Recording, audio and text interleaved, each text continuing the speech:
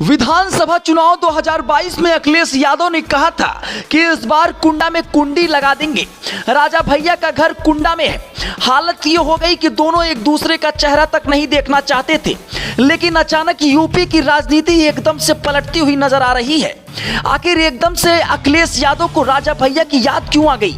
क्या बीजेपी छोड़ जनसत्ता दल के मुखिया सपा का दामन थामेंगे? राजनीति में ना कोई अस्थाई दोस्त होता है और ना ही दुश्मन। ये कहावत बड़ी पुरानी है, लेकिन 16 आने सच है। तो क्या राजा भैया और अखिलेश यादव की दुश्मनी खत्म होने वाली है? दोनों के बीच 36 का आंकड़ा है। वैसे राजा भैया उर्फ रघुराज प्रताप सिंह उनकी सरकार में मंत्री भी रहे।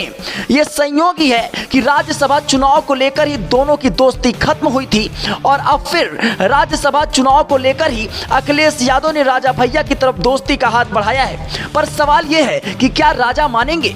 सवाल 2 वोट का है। राजा भैया की अपनी एक राजनीतिक दल है और वे पार्टी का नाम ही है जनसत्ता दल पार्टी। खुद राजा भैया कुंडा से विधायक हैं, जबकि उनकी पार्टी के विनोद सरोज बाबागंज से विधायक हैं। अखिलेश यादव चाहते हैं कि राजा भैया की पार्टी के दोनों वोट राज्यसभा चुनाव में उन्हें ही मिले और यही प्रस्ताव लेकर समाजवादी पार्टी के प्रदेश अध्यक्ष नरेश उत्तम पटेल लखनऊ में रामायण पहुंचे। राजा भैया के बंगले का यही नाम है। पटेल ने मोबाइल फोन पर राजा भैया की अखिलेश यादव से बात कराई।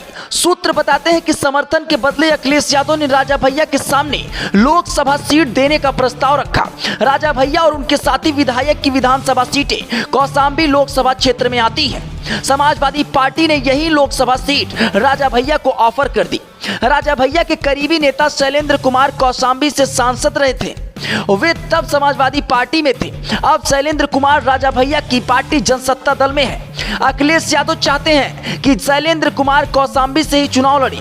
वे जनसत्ता दल के उम्मीदवार होते तो समाजवादी पार्टी उनका समर्थन कर देगी।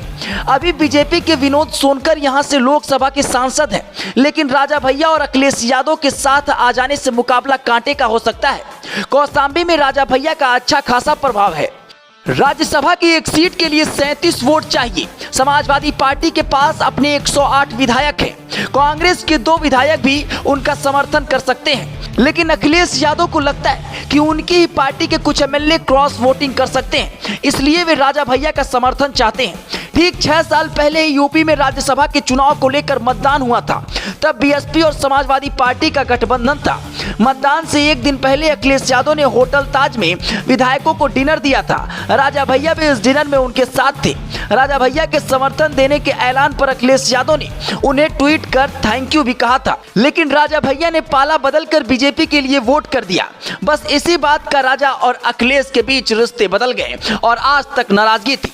लेकिन दोनों के बीच अगर फिर से समझौता होता है तो ये कहीं ना कहीं यूपी की सियासत को एक नया रूप देने का काम करेगा।